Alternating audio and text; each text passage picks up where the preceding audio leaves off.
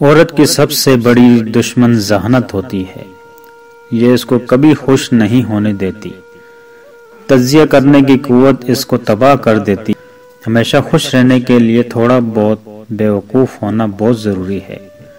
وہ محبت کو بھی جانچنے پرکھنے لگتی ہے۔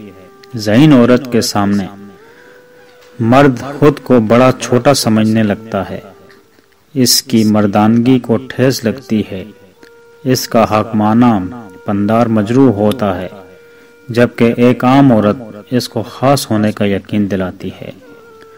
روٹھنے اور منانے، فرمائشی کرنے کے عرصے میں ایک مرد کو اپنے سپرمین ہونے کا یقین ہو جاتا ہے۔ وہ ہتھیار پھینک کے عورت کو اون کر لیتا ہے۔ ایک عام سی عورت جیت جاتی ہے اور ساری زندگی مرد پہ حکومت کرتی ہے۔ اس کی کمزوری ہی اس کی طاقت بن جاتی ہے۔ ذہین عورت کو یہ گر نہیں آتا، وہ ہار جاتی ہے۔